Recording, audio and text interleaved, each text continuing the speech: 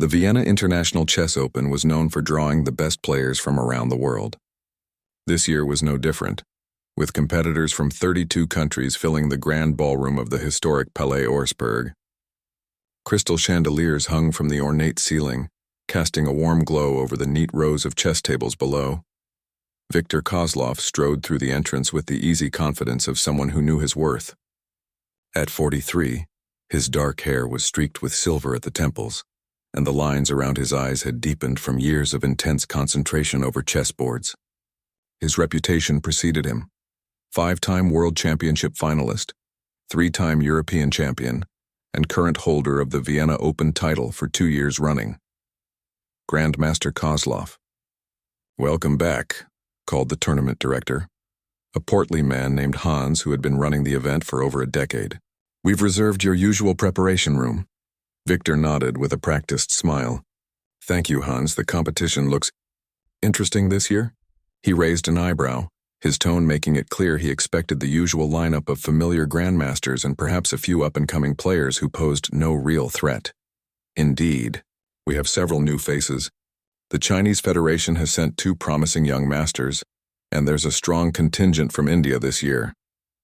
Hans shuffled through some papers on his clipboard. "The registration desk is open if you'd like to check in and receive your tournament packet." Viktor made his way to the registration area, acknowledging the admiring glances and whispers that followed him. A small crowd of amateur players and chess enthusiasts stepped aside to let him through.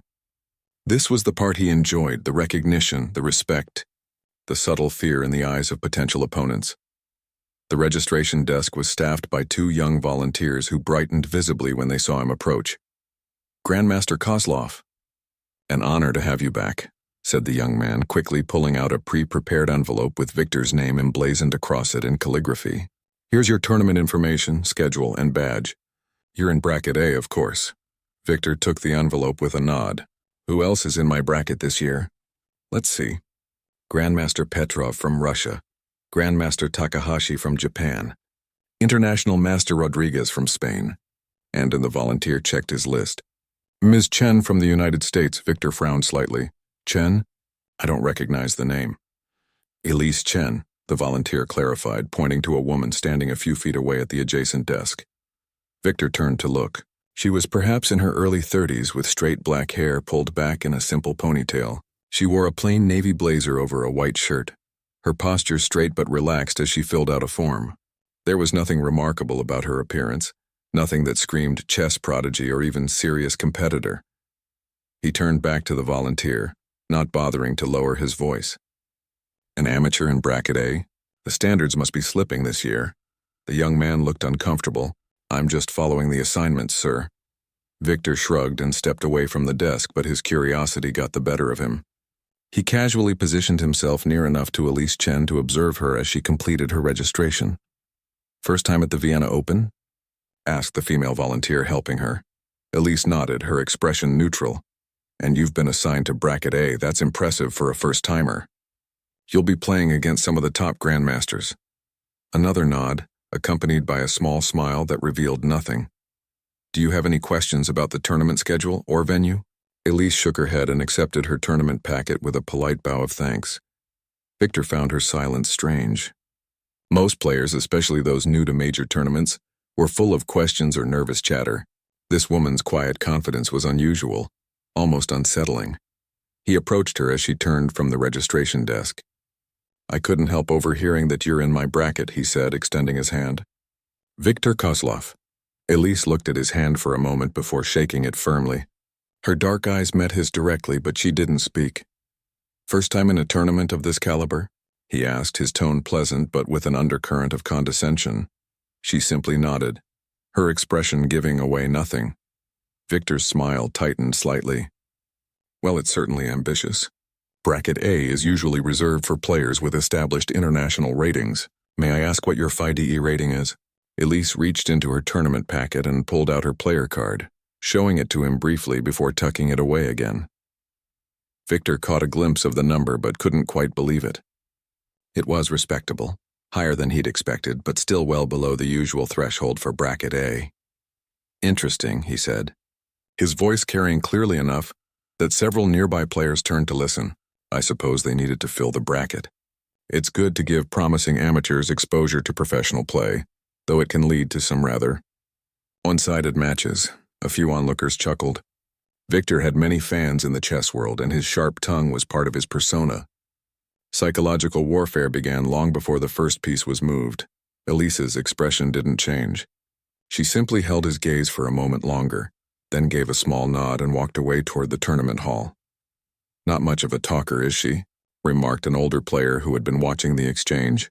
"Perhaps she doesn't speak English," Victor suggested with a shrug. "Or perhaps she's wisely saving her energy. She'll need it." He chuckled, and several others joined in. As he made his way to his preparation room, Victor found himself oddly annoyed by the encounter. The woman's silence had denied him the satisfaction of seeing her intimidated or flustered. It was like playing a move that should have created pressure on the board, only to find it had no effect. The preparation room was exactly as he liked it, quiet, with a single chessboard set up on a table by the window overlooking the gardens. A carafe of water and a bowl of fresh fruit had been provided. Victor set down his tournament materials and took out his laptop to review some recent games of his known opponents. There was a knock at the door, and Hans entered with a worried expression. "Everything to your liking, Grandmaster?" "Yes, fine," Victor replied without looking up. Then, as if it were an afterthought, "This Chen woman in my bracket, what's her story?" "She seems oddly reserved." Hans shifted uncomfortably. To be honest, there was some confusion with the registrations. She was a late entry, and her paperwork came through the American Chess Federation with strong recommendations. The committee decided to honor the placement. Strong recommendations? Victor raised an eyebrow. "From whom?" "I'm not privy to those details," Hans said diplomatically. "But I'm sure the committee had good reasons." Victor waved a dismissive hand. "It hardly matters. The brackets will sort themselves out after the first few rounds." After Hans left, Victor found himself unable to concentrate on his game preparation. Instead, he searched online for any information about Elise Chen. To his surprise, he found almost nothing, just a handful of results from small regional tournaments in the United States over the past year. With consistently high finishes but no major victories that would explain her presence in Bracket A of an international tournament, it was puzzling, but ultimately unimportant. Tomorrow the games would begin, and the board never lied. Natural talent could only take a player so far without the thousands of hours of study and competition that forged a Grandmaster. Victor closed his laptop and moved to the chessboard by the window. He began setting up a complex middle game position from one of his recent victories, his fingers automatically placing each piece in its precise location. As he worked, he found himself wondering about the silent woman and her inscrutable expression. For a brief moment, a flicker of doubt crossed his mind. Something about her calm demeanor had suggested not the nervousness of an amateur, but the quiet confidence of someone who knew exactly what they were doing. But Victor quickly dismissed the thought. After 25 years in professional chess, he could spot a serious threat from a mile away. No, tomorrow would be business as usual. And if Elise Chen happened to be paired against him in the early rounds, he would make sure her first major tournament experience was educational, if brief. Outside, the evening light faded over Vienna, and throughout the hotel, chess players from around the world prepared for battle in their own ways, studying openings, analyzing positions, or simply resting their minds for the challenges ahead. In a small room on the third floor, Elise Chen sat cross-legged on her bed, eyes closed, her breathing slow and measured. No chessboard, no computer, no notes. Just a woman and her thoughts as still and patient as the pieces before the first move of the game. Morning sunlight streamed through the tall windows of the Palais Auersperg, illuminating the tournament hall where 64 chessboards awaited the day's battles. A gentle buzz of conversation filled the air as players and spectators gathered, the excitement of opening day palpable. Victor arrived 15 minutes before his first match, dressed in a tailored charcoal suit that had become something of a trademark. He nodded to acquaintances, signed a few autographs for young chess enthusiasts, and made his way to board 3 where his first opponent, a promising young international master from Italy, was already seated. Grandmaster. "Kozlov will be playing white in this morning's match," announced the tournament official to the small crowd that had gathered. A few photographers positioned themselves to capture the opening moves. Victor sat down with a confident smile, extending his hand across the board. "Good luck, young man." The Italian player's hand trembled slightly as they shook. "It's an honor to play against you, sir." "Remember it, win or lose," Victor replied with practiced charm. He knew how to appear gracious while still maintaining his psychological edge. The clock started, and Victor opened with his favorite move, pawn to e4. Classic, aggressive, setting the tone for a game where he would control the pace and direction. The young Italian responded well at first, but by move 12, Victor had established a strong center and was developing a kingside attack that had his opponent visibly sweating. By move 26, it was over. A beautiful queen sacrifice led to an unavoidable checkmate in 3 moves. The Italian tipped his king in resignation, shoulders slumping. "You have potential," Victor said, standing to shake hands again. "But you need to be more aggressive in the opening. Your defensive posture gave me too much space to work with." The young man nodded gratefully. "Thank you for the advice, Grandmaster." Victor acknowledged the applause from spectators with a modest nod before stepping away from the board. These early rounds were hardly worth his full concentration, more like warm-up exercises before the real challenges. As he walked through the tournament hall, he paused to observe other matches in progress. At board 7, he spotted Elise Chen, the silent woman from registration. Curiosity drew him closer. She was playing black against a Russian international master known for his aggressive style. Victor arrived just in time to see her make a move that caught his professional eye. Not flashy or obvious, but subtly changing the balance of the position. The Russian player frowned, clearly surprised by her choice. He spent several minutes considering before making his next move, his earlier confidence visibly diminished. Victor watched 3 more exchanges, each more intriguing than the last. Elise's play was unusual, not textbook, not following any opening system he recognized, yet undeniably effective. Her pieces seemed to flow across the board in an organic pattern that was slowly squeezing her opponent's position. "Interesting style," he murmured, loud enough for those nearby to hear. "Unorthodox, likely self-taught." Elise gave no indication that she heard him, her focus entirely on the board.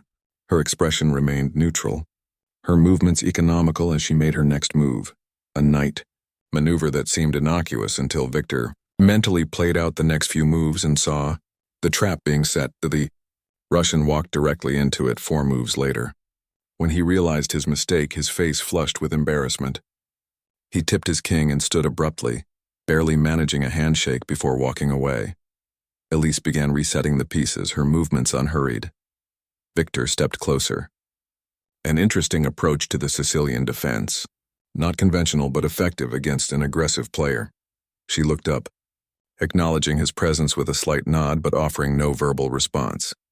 "Your knight movement on move 17, that was the key moment. Most players would have retreated the bishop instead." He demonstrated the position with his hands. "You might consider developing your queenside pawns earlier, though. Against a more positional player, your approach could leave you vulnerable to a minority attack." Elise listened, her dark eyes following his gestures. When he finished, she simply nodded again, neither accepting nor rejecting his analysis. Her continued silence irritated him more than he cared to admit. "Do you speak at all, Ms. Chen? Or is this silent routine part of your strategy?" For a moment, he thought he saw a flicker of amusement in her eyes, but her expression remained impassive. She simply stood, gathered her notation book, and walked away toward the refreshment area. "How odd," remarked a British player who had been watching the exchange. "Is she deaf, perhaps?" "No," Victor replied, watching her retreating figure. "She understands perfectly well. She chooses not to speak." Throughout the day, Victor won his second match as easily as the first, dispatching a Danish FIDE master in 32 moves. Between games, he found himself repeatedly glancing toward board 7, where Elise was now facing a Georgian Grandmaster in her second match of the day. To his surprise, the match was drawing a small crowd. Word had apparently spread about the silent American woman with the unusual playing style. Victor positioned himself where he could observe without being obvious about his interest. The Georgian was a solid, technical player known for grinding out endgame victories. Yet against Elise, he looked increasingly frustrated as his textbook approaches failed to gain him any advantage.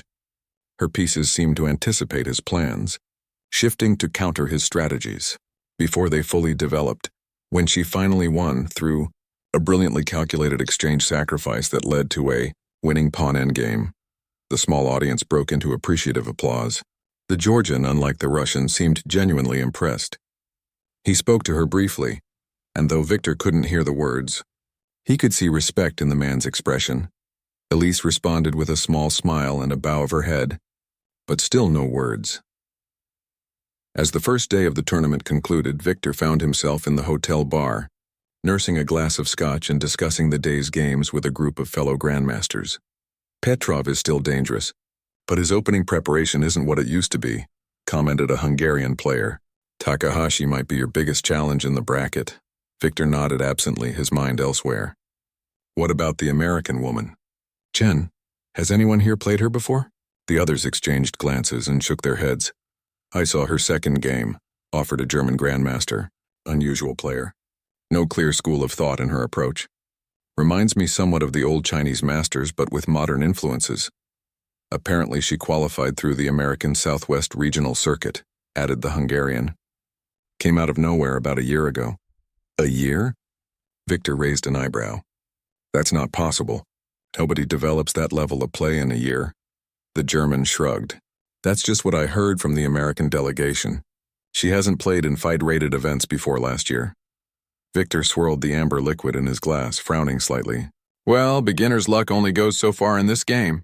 If she's in bracket A, she'll face a real test soon enough. Later that evening, as Victor reviewed his games and prepared for the next day's matches, he found his thoughts repeatedly drifting to the silent woman. Her play had an elegance to it, a fluid quality that seemed to bypass conventional opening theory yet arrived at strong middle game positions.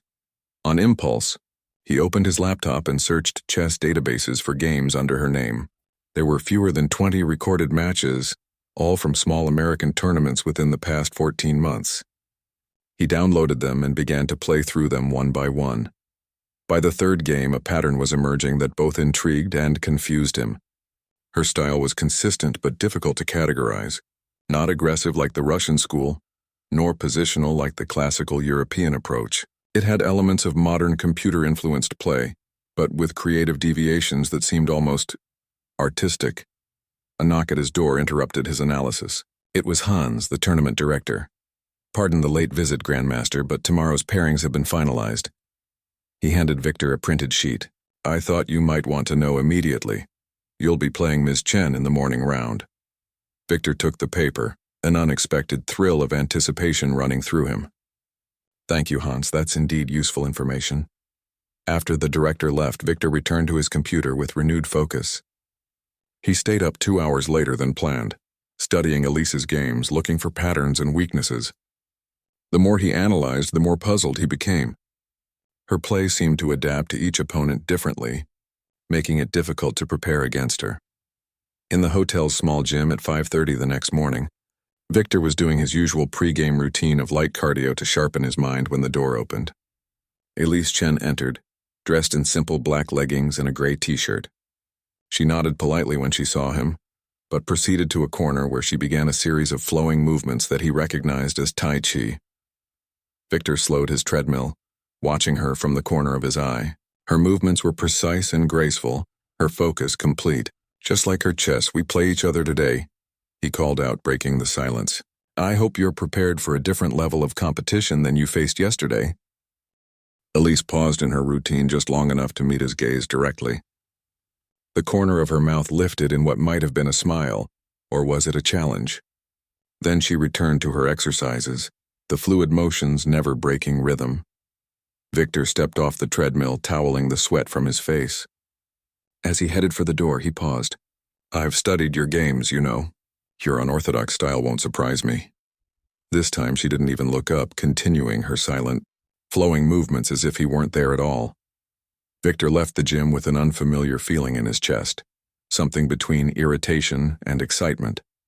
For the first time in years, he wasn't entirely sure what would happen in his next match. The uncertainty was both unsettling and strangely invigorating. Today would be interesting indeed. The tournament hall buzzed with a different energy on the third day. Word had spread about interesting matchups in the morning round, and the crowd around board 4, where Victor would face Elise, was 3 people deep before the players even arrived. Victor approached the table with measured steps, nodding to familiar faces in the audience. He had slept poorly, his mind replaying variations and possibilities from Elise's previous games. It bothered him that he couldn't pinpoint a clear weakness in her play, couldn't categorize her approach into a recognizable school of thought. Elise was already seated when he arrived, her posture straight but relaxed. She wore the same navy blazer as the first day, her dark hair pulled back in its simple ponytail. Nothing about her appearance suggested she was about to face the tournament favorite, a man who had demolished opponents at this level for over a decade. "Good morning, Ms. Chen," Victor said as he took his seat. "I trust you're well rested?" She nodded, meeting his eyes directly. The tournament official approached with the chess clock. "Grandmaster Kozlov, Ms. Chen. Today's time control is 2 hours for 40 moves, then 1 hour to completion. Ms. Chen, you have white." Victor felt a small twinge of disappointment. He preferred playing white, controlling the opening from the first move. Playing black meant responding to her choices, being forced into her territory from the start. As the clock started, Elise made her first move without hesitation, pawn to d4. A classic queen's pawn opening, solid and positional. Victor had prepared for something more unusual, and found himself slightly off balance despite the conventional start. He responded with his favorite defense against d4, developing his knight to f6. Elise continued with c4, entering Queen's Gambit territory. All textbooks so far, surprising for a player whose previous games had shown such creative departures from theory. By move 12, they were still following well-established lines, and Victor began to relax. Perhaps her unorthodox play in earlier rounds had been a fluke, or specifically tailored to less experienced opponents. Against a Grandmaster, she was sticking to safe, known positions. Then, on move 13, she made a quiet knight move that seemed innocuous, but subtly changed the character of the position. Victor frowned, calculating the implications. It wasn't a mistake, but it wasn't in any opening manual either. The next few moves unfolded rapidly as the position grew more complex. Victor found himself spending more time on each decision, while Elise played with the same unhurried confidence, never appearing to doubt her choices. A small crowd had gathered, including several Grandmasters who had finished their games early. Victor could sense their professional interest. This wasn't the quick demolition many had expected. This was a serious contest. Around move 25, Victor realized he was in trouble. Nothing dramatic had happened, no brilliant sacrifices or tactical fireworks, but the cumulative effect of Elise's moves had gradually shifted the position in her favor. His pieces lacked coordination, while hers seemed to hum with potential energy, ready to strike from multiple directions. Victor glanced up at her face, searching for some sign of emotion, triumph, concentration, anything human. Her expression remained calm, her eyes focused entirely on the board. He bent his full concentration to the game, searching for counterplay. The position was difficult but not hopeless. If he could create complications, perhaps she would make a mistake under pressure. 30 moves in, with both players down to their final 30 minutes, Victor sacrificed a pawn to open lines for his rooks. It was a double-edged decision, creating attacking chances but also weakening his king's position. For the first time, Elise hesitated, spending nearly 5 minutes considering her response. When she finally moved, it was not the capture he had expected, but a quiet repositioning of her queen that simultaneously declined the sacrifice and increased the pressure on his kingside. Victor felt a cold certainty settle in his stomach. She hadn't fallen for his trap. Worse, she had found the one move that exposed its flaws. The spectators sensed the shift in momentum. Whispers circulated through the crowd. Victor heard fragments. Never seen him in trouble this early. Who is she really? How could be the tournament upset? With 20 minutes left on his clock, Victor faced an uncomfortable decision. Continue fighting in a deteriorating position or offer a draw while he still had some leverage. His pride rebelled at the thought of a draw against an unknown player, but his professional judgment told him his position was objectively worse. Before he could decide, Elise unleashed a surprising bishop sacrifice that tore open his kingside. Victor's hand froze halfway to his rook. He hadn't seen it coming, a tactical shot hidden beneath the positional surface of the game. Now the battle turned concrete and sharp. Victor defended desperately, finding the only moves to avoid immediate defeat. The time control passed, giving both players an additional hour. The crowd had grown, with tournament officials gently asking people to step back and give the players space. After 57 moves and nearly 4 hours of play, Victor tipped his king on its side. The position was hopeless. His king exposed, his pieces uncoordinated, while Elise's forces stood poised for the final assault. "I resign," he said quietly. "Well played." The audience broke into spontaneous applause. Elise looked up, seeming almost surprised to discover they had spectators. She offered her hand across the board, which Victor shook with professional courtesy. "Remarkable game," he said, keeping his voice level despite the turmoil inside. "Your 13th move was particularly interesting. A preparation specifically against my style?" She simply gave a small smile that revealed nothing, gathering her notation book and pen. As they left the board, several reporters approached. Victor was used to post-game interviews, but today they bypassed him entirely, surrounding Elise instead. "Ms. Chen, that was an impressive victory against the tournament favorite. Where did you study chess? Are you really new to international competition?" Elise looked uncomfortable with the attention. She gave polite nods but no verbal responses, trying to move toward the exit. Victor found himself oddly protective. "Give her some space," he told the reporters. "If she wants to discuss the game, she'll do so in her own time." As the crowd reluctantly dispersed, a tournament official approached Victor. "Grandmaster Kozlov, a word?" The official led him to a quiet corner. "About Ms. Chen. I thought you should know. There's been some discussion among the committee." "What kind of discussion?" Victor asked. "Well, after her performance today, someone recognized her playing style. They believe she might be—" The official lowered his voice. "The Silent Queen." Victor stared at him. "The online player? That's just an internet phenomenon. The Silent Queen was something of a legend in online chess circles, an anonymous account that had appeared 2 years ago and dominated high-level games on every major chess platform. The account never used the chat function, never revealed any personal details, but played with a distinctive style that combined deep strategic understanding with unexpected tactical flourishes. Several Grandmasters have compared her games here with the Silent Queen's recorded matches," the official continued. "The similarity is striking." Victor recalled his late-night analysis of Elise's games, the unique blend of approaches that had been difficult to categorize. Why would someone with that level of skill remain anonymous for so long? And why enter a mid-level tournament like this one? The official shrugged. "We're just speculating.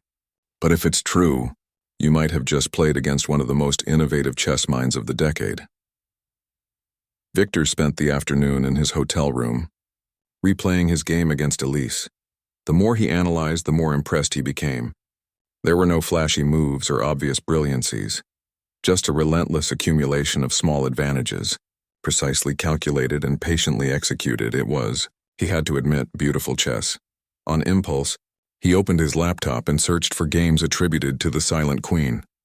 He had browsed them before out of curiosity but had dismissed them as computer-assisted play. Now he studied them with new eyes, looking for parallels with Elise's over-the-board style.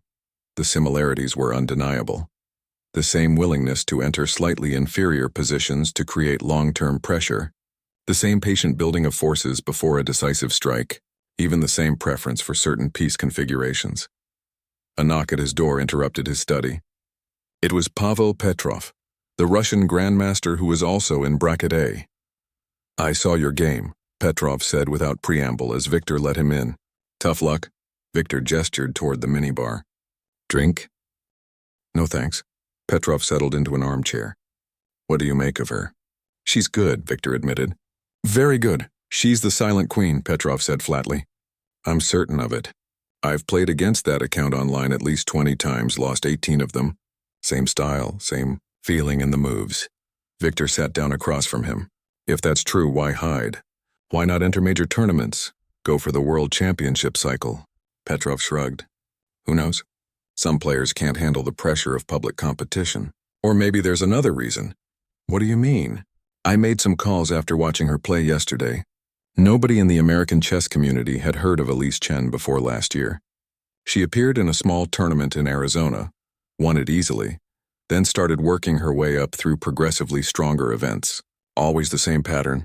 No interviews, no social media presence, minimal interaction with other players. Victor frowned. That's unusual.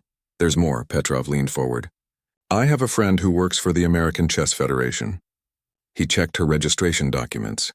Elise Chen has a PhD in mathematics from MIT, specialized in game theory and algorithmic decision-making. She published groundbreaking papers 5 years ago, then disappeared from academia. No publications, no conference appearances, until she resurfaced as a chess player. Victor finished the thought. Exactly. Petrov stood up. Tomorrow you'll face Takahashi and I'll play against Chen. Just wanted to give you a heads up, this woman is not what she seems. After Petrov left, Victor found himself unable to focus on preparation for his next match. His mind kept returning to the silent woman, the mystery of her background, and most of all, the beautiful chess she had played against him. For the first time in years, he felt something he had almost forgotten, the pure intellectual excitement of encountering a truly original chess mind. Win or lose tomorrow, the tournament had just become vastly more interesting.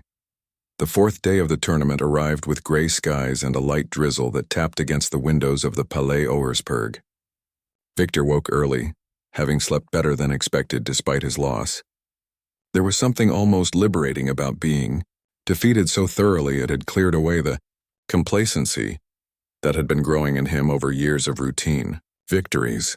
He spent the morning watching Petrov's match against Elise from a distance, noting how the Russian Grandmaster approached the challenge differently than he had.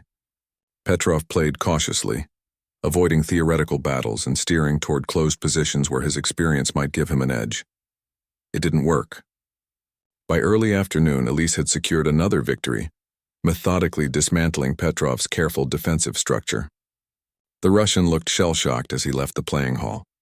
Victor's own game against Takahashi was a hard-fought draw, leaving him in an unusual position in the tournament standings, trailing behind Elise Chen, who now led Bracket A with a perfect score.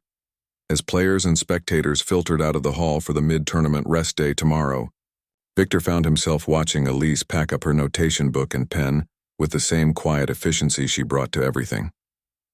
On impulse, he approached her. "Miss Chen, might I have a word?" She looked up, her dark eyes revealing nothing. "There's a small cafe around the corner, Cafe Mozart, less crowded than the hotel restaurant. Perhaps we could discuss chess over coffee?" Victor wasn't sure what prompted the invitation. Professional curiosity, perhaps, or simply the desire to understand the person who had so thoroughly outplayed him. Elise seemed to consider the offer, then gave a small nod that might have meant anything. 8 o'clock, he suggested. Another nod, slightly more definite. "I'll see you there, then." Victor spent more time than usual choosing what to wear that evening, eventually settling on a casual charcoal sweater rather than his usual formal attire. This wasn't a professional meeting exactly, and he didn't want to appear as if he were trying to intimidate her. Not that anything seemed to intimidate Elise Chen. He arrived at Cafe Mozart 10 minutes early and selected a table near the back, away from the tourist crowds. The cafe was a Vienna institution, with its dark wood paneling and red velvet chairs, a place where time seemed to move more slowly. Elise arrived precisely at 8, wearing a simple black turtleneck that made her look both younger and somehow more serious. She sat down across from him with a polite nod. "I took the liberty of ordering Viennese coffee," Victor said. "Unless you prefer something else?" She shook her head, indicating the coffee was fine. A waiter brought their drinks, rich, dark coffee topped with whipped cream and served on silver trays with glasses of water. "Your game against Petrov today was impressive," Victor began. "He's not easily beaten in closed positions." Elise gave a small shrug, taking a sip of her coffee. "You know, most players would be celebrating. 3 straight victories against titled players, leading a major international tournament. Yet you seem unmoved by it all." She met his gaze directly, her expression thoughtful but still offering no words. "I've been playing tournament chess for 25 years, Victor continued. "I've faced world champions, child prodigies, computer systems, but I've never encountered anyone quite like you." He leaned forward slightly. Who are you really, Elise Chen? For a moment, he thought she might actually speak. Something flickered in her eyes, amusement perhaps, or wariness. Then she simply reached for her bag and took out a small notebook, writing something before sliding it across the table. Does it matter? Victor read the note with surprise. So you do communicate, just not verbally. She retrieved the notebook and wrote again. When necessary. And why isn't it necessary to speak during a chess tournament? Most players analyze their games together afterward, discuss variations, strategies. Chess speaks for itself. Victor couldn't help but smile at that. Fair enough, but there are rumors circulating about you. People are saying you might be the silent queen. Her expression didn't change, but she took longer to write her next response. People enjoy mysteries. They do, Victor agreed. Almost as much as I enjoy good chess. Your approach to our game yesterday, the 13th move particularly, showed remarkable depth. Not something I would expect from someone who's only been playing in tournaments for a year. She sipped her coffee, not reaching for the notebook. Petrov tells me you have a background in mathematics, game theory, that you disappeared from academia 5 years ago. At this, something changed in her posture, a slight stiffening that most people wouldn't notice. But to Victor, who had spent decades reading opponents across chessboards, it was significant. She wrote quickly. Pavel Petrov should focus on his own games. He's concerned, as are others, that you might be hiding something. We all hide things, Grandmaster Kozlov, even you. Victor sat back, surprised by the directness of her written response. What do you think I'm hiding? Boredom, dissatisfaction, the feeling that chess has become merely a job for you rather than a passion. The accuracy of her assessment was startling. Victor had not admitted those feelings even to himself, yet she had seen through him in just 3 days. You're observant, he said quietly. It helps in chess. They sat in silence for a moment, the cafe's gentle background noise filling the space between them. Victor found the silence oddly comfortable. Tomorrow is a rest day, he said finally. What will you do? Prepare for your semifinal match. You've already qualified with your perfect score. She nodded. Your opponent will likely be either me or Takahashi, depending on the results of the final preliminary round. Another nod. Aren't you going to ask which of us you'd prefer to face? Victor smiled slightly. Elise wrote again, her handwriting neat and precise. It doesn't matter. The board doesn't care about names or titles.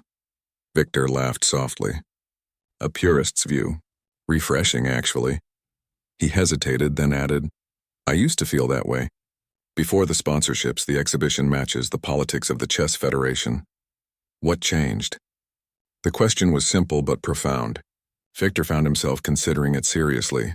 Success, I suppose. Once you reach a certain level, chess becomes more than just the game. It becomes expectations, reputation, maintaining your ranking. He trailed off, surprised at his own candor. And you stopped enjoying it. It wasn't a question, but Victor nodded anyway. Sometimes. Not always. There are still moments. Their conversation was interrupted by a group of loud tourists entering the cafe. Victor glanced at his watch, surprised to see they had been talking. Or rather, he had been talking and she had been writing for nearly an hour. It's getting crowded, he observed. Perhaps we should continue this elsewhere. Elise closed her notebook and put it away, her expression unreadable. She stood, leaving payment for her coffee on the table despite Victor's protest. They walked together through the damp Vienna evening, the streets glistening under the lamplights. Neither spoke as they made their way back toward the hotel. But it wasn't an uncomfortable silence. In the hotel lobby, Elise paused, taking out her notebook one last time. Good night, Grandmaster Kozlov. Thank you for the coffee and conversation. Victor, please, he said. And thank you for the most interesting game I've played in years. She gave him the ghost of a smile before heading toward the elevators. Victor watched her go, feeling strangely unsettled. Their conversation had left him with more questions than answers about Elise Chen. Yet he felt he understood something essential about her now. Her absolute dedication to chess as a pure intellectual pursuit, uncomplicated by words or social expectations. As he turned toward the hotel bar, he nearly collided with Takahashi, the Japanese Grandmaster. Ah, Kozlov-san, Takahashi said with a slight bow. I was hoping to find you. There is a situation developing regarding the American woman. Victor frowned. What kind of situation? The tournament committee has received a formal complaint. Questions about her identity, her qualifications for the tournament. Takahashi looked uncomfortable. Some are suggesting she should be disqualified. On what grounds? Victor felt a surge of indignation. Misrepresentation, apparently. The complaint suggests she may have falsified her entry documents. Takahashi shrugged. I know nothing beyond rumors, but there is an emergency committee meeting tonight. Who filed the complaint? I believe it was Petrov's second on his behalf. Victor's jaw tightened. A poor loser's tactic. If you can't win on the board, try to win through bureaucracy. When is this meeting? 9:30 in the tournament director's suite. Victor checked his watch, nearly 9 already. Thank you for telling me. He hurried to the elevators, unsure why he felt so strongly about this. Yesterday, Elise Chen had been merely an opponent, an unknown quantity who had handed him a rare defeat. Now, after their brief, unusual conversation, he felt oddly protective of her right to play, to let her chess speak for itself. As the elevator doors closed, Victor realized something had changed within him. For the first time in years, he cared deeply about what happened in a chess tournament beyond his own results.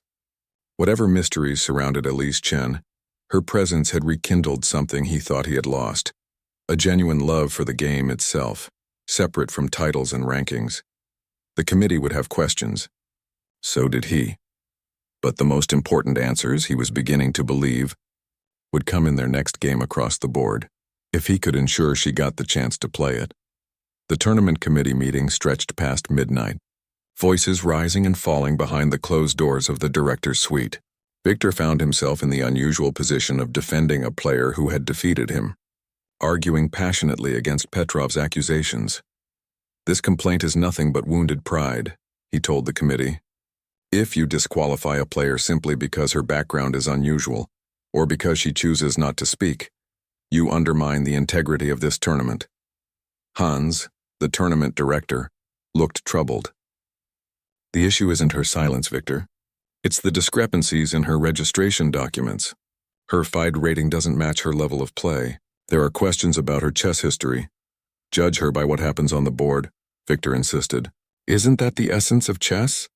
The game speaks for itself regardless of who moves the pieces. The debate continued until finally, close to 1 in the morning, the committee reached a decision. Elise would be allowed to continue in the tournament, but would be required to provide additional documentation about her identity and chess background before the final round, should she advance that far. Victor left the meeting exhausted but satisfied. Justice had been served, at least for now. As he walked down the hotel corridor, he was surprised to see Elise sitting in a chair near the elevators, her notebook open on her lap. She looked up as he approached and held up a page with a single question. Well, you can play, Victor said, dropping into the chair beside her. Though they're requesting additional documentation if you reach the finals, she wrote quickly. Thank you for defending me. How did you know I would? I didn't, but I hoped. Victor smiled tiredly. Why not attend the meeting yourself? Defend your own position? Would they have listened to written notes when they could demand spoken answers? Her perception was accurate. The committee, already suspicious, would have seen her silence as obstinance or evasion. May I ask you something? Victor said after a moment. She nodded. Why don't you speak? Is it a choice or... Elise considered the question, then wrote slowly. A promise to myself. To return to chess only when I could let the move speak without words. Return? So you played before? She hesitated, then nodded. As a child? Another nod, and then stopped. Until recently. Life took a different path. Victor wanted to ask more, but the lateness of the hour and the weariness in her eyes stopped him. We should rest. Tomorrow's matches will determine who you face in the semifinals. Elise stood, tucking her notebook away. She extended her hand, which Victor shook, feeling the surprising strength in her slender fingers. Good night, Victor. Good night, Elise. The next day's final preliminary matches unfolded with heightened tension. News of the committee meeting had spread through the tournament, creating an atmosphere of whispers and speculation. When Elise entered the playing hall, conversations paused as people turned to look. She seemed unaffected, taking her seat at board 2 with the same quiet composure she had shown throughout. Today she would face Takahashi, while Victor played against a young Polish Grandmaster. Victor found it difficult to concentrate on his own game, his attention repeatedly drawn to the crowd gathering around Elise's board. Her match against Takahashi had become the centerpiece of the tournament, drawing spectators and press alike. By the time Victor secured a win in his own game, Elise and Takahashi were deep into an endgame that had the experts in the crowd murmuring with appreciation. The Japanese Grandmaster was putting up a formidable fight, his precise technique challenging Elise's creativity. Victor joined the spectators, watching as the game entered its 6th hour. The position was razor-edged, with both players down to their final minutes on the clock. Takahashi's king was better placed, but Elise had created a dangerous passed pawn that threatened to queen. The decisive moment came when Takahashi, perhaps affected by time pressure, missed a subtle defensive resource. Elise pounced immediately, her rook swinging across the board to cut off the enemy king. 3 moves later, it was over. The crowd burst into applause as Takahashi tipped his king, acknowledging defeat with a respectful bow. Elise returned the bow, her face showing the first real emotion Victor had seen from her, a fleeting look of relief mixed with satisfaction. The semi-final pairings were now set. Elise would face Victor again, while Petrov would play against a Spanish Grandmaster from Bracket B. As the crowd dispersed, Victor approached Elise. "Congratulations. That endgame was masterfully handled." She nodded her thanks, looking tired but pleased. "So we meet again tomorrow," he said. "I hope you don't expect me to make the same mistakes as in our first game." This earned him the ghost of a smile as she reached for her notebook. "I expect your best play. Nothing less. And you shall have it." News of their semi-final matchup spread quickly beyond the tournament. By evening, chess websites were buzzing with speculation about the mysterious silent woman who had defeated 3 grandmasters and now faced a rematch with Viktor Kozlov. Some sites had begun comparing her games with those of the Silent Queen, fueling theories about her true identity. Victor spent the evening in his room, deeply focused on preparation. This time he wasn't just studying Elise's previous games, he was trying to understand the person behind the moves, the mathematical mind that approached chess with such unique clarity. When he finally went to bed, his dreams were filled with chess positions and a silent woman whose dark eyes seemed to see right through him. The semi-final day dawned bright and clear. The tournament hall had been rearranged, with the 2 semi-final matches taking place on elevated platforms to give spectators a better view. Camera crews from chess websites and local media had set up to broadcast the games. Victor arrived early, taking time to center himself before the battle ahead. He had slept surprisingly well, waking with a clarity of purpose he hadn't felt in years. Today wasn't about defending his reputation or protecting his rating. It was about playing the best chess he was capable of against a worthy opponent. When Elise entered, the hall quieted momentarily before erupting in applause. The audience had chosen its favorite, drawn to the mystery and brilliance of the silent player. She acknowledged the reception with a small nod before taking her seat opposite Victor. "Quite the following you've developed," he remarked as they waited for the official to start the clock. She shrugged slightly, her focus already turning to the board between them. The official approached. "Grandmaster Kozlov, Ms. Chen, today's time control is 2 hours for 40 moves, then 1 hour to completion with a 30-second increment per move. Ms. Chen, you have black." This time it was Victor's turn to open the game. He had prepared something special, a rarely played variation that steered away from theoretical main lines into uncharted territory where creativity would matter more than memorization. Elise responded without hesitation, meeting his challenge with equal inventiveness. What followed was no ordinary chess game. It was a conversation without words, an intellectual dance of extraordinary complexity. The audience watched in growing amazement as the position evolved into something unlike standard Grandmaster play. There were no quick exchanges to simplify, no safe moves to secure small advantages. Both players were pushing for the maximum, creating a game of remarkable richness. 4 hours in, neither had gained a decisive edge. Victor had sacrificed a knight for long-term pressure. Elise had responded by offering a rook for dangerous passed pawns. The evaluation kept shifting with each move, the balance too complex for easy judgment. Grandmasters in the audience were shaking their heads in wonder. This wasn't just good chess, it was chess they had never seen before, pushing the boundaries of the game's strategic and tactical possibilities. As they entered the 5th hour, Victor found himself in a strange state of mind. The intense concentration had given way to a kind of flow state where moves came to him with unusual clarity. He wasn't just calculating variations. He was seeing patterns and possibilities that seemed to emerge from the position like music from an instrument. Across the board, Elise played with the same inspired quality. Their moves responded to each other with an almost artistic harmony, creating complications that somehow made sense within the logic they were building together. By the 6th hour, the other semifinal had finished, with Petrov securing his place in the final. Yet hardly anyone left the hall. All eyes remained fixed on the extraordinary battle between Victor and Elise. In the end, it came down to a queen and pawn endgame of extreme difficulty. Victor had 2 connected passed pawns on the queen side. Elise had a protected passed pawn on the king side. The position was objectively drawn with perfect play, but perfect play was nearly impossible given the complexity and the fatigue of 7 hours at the board. On move 83, Victor made a subtle error in the placement of his queen. Elise's response was immediate and precise, creating a delicate zugzwang position that forced him to weaken his pawn structure.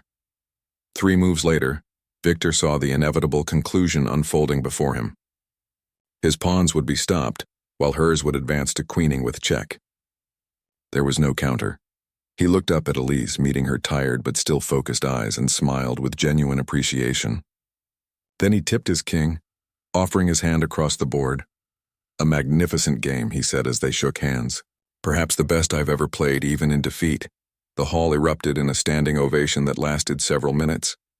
Players, officials, and spectators alike recognized they had witnessed something special, not just a semi-final match, but a game that would be studied for years to come. As the applause finally subsided, Victor leaned across the table. "They'll want interviews, analysis. The final against Petrov is tomorrow." Elise nodded, looking suddenly weary. She reached for her notebook. "Would you join me for coffee again tonight?" The request surprised him. Of course. Later, in the same quiet corner of Café Mozart, Elise passed him a folded piece of paper. Victor opened it to find not a brief note, but a full page of small, neat handwriting.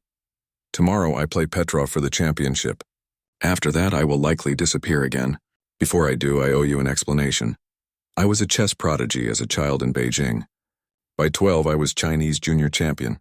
At 14, I faced increasing pressure to become a professional player, to serve as a national champion. The constant attention, the expectations, the politics, it crushed my love for the game. I quit chess entirely, moved to America for university, found mathematics instead, the beauty of abstract patterns without the spotlight. For 15 years I didn't touch a chess piece. 2 years ago my father died. He had been my first teacher, the one who showed me chess as a beautiful game rather than a competition. I promised him I would play again, but on my terms. No interviews, no politics, no words to complicate the pure language of moves. I began playing online as the Silent Queen. When I felt ready, I entered tournaments under my real name, working my way back to international competition. Your tournament was my test, to see if I could play at the highest level while remaining true to my promise. Thanks to you, I've remembered why I loved chess in the first place. Whatever happens tomorrow, I wanted you to understand. Elise." Victor read the note twice, then carefully folded it and handed it back to her. "Thank you for trusting me with this." She took the paper, her eyes questioning. "Your secret is safe," he assured her. "Though I hope this isn't truly goodbye. The chess world needs players like you, those who remind us that the game is an art as well as a competition." Elise smiled then, a real smile that transformed her face, making her look younger and lighter somehow. "Perhaps we'll play again someday." "I'd like that," Victor said sincerely. "Though next time I intend to win." Her smile widened as she wrote one last note. "We'll see." The next day, Elise defeated Petrov in the final, becoming the Vienna Open champion with a perfect score. She accepted the trophy with a bow, still without speaking a word. When reporters pressed forward with questions, it was Victor who stepped in beside her. "Ms. Chen lets her chess speak for her," he told them, "and today it has spoken eloquently enough. She is our champion, and one of the most original chess minds I have had the privilege to face. Later, as the tournament hall emptied and staff began to dismantle the tables and boards, Victor found Elise in a quiet corner already packing her bag to leave. "Where will you go now?" he asked. She paused, then reached for her notebook one last time. "Wherever there is beautiful chess to be played." "There's a tournament in Zurich next month," Victor said casually. "Strong field. I've already committed to play." Elise considered this, then wrote again. "Perhaps I'll see you there." "I hope so." Victor extended his hand. "Until next time, Silent Queen." She took his hand, her eyes bright with something that might have been amusement, or challenge, or perhaps even friendship. As she walked away, Victor felt a renewed sense of purpose that had been missing for too long. Win or lose in Zurich, he would be playing chess again, real chess, the kind that went beyond ratings and titles to touch something deeper and more meaningful. And perhaps, across the board, there would be a silent woman with extraordinary ideas about how the pieces should move.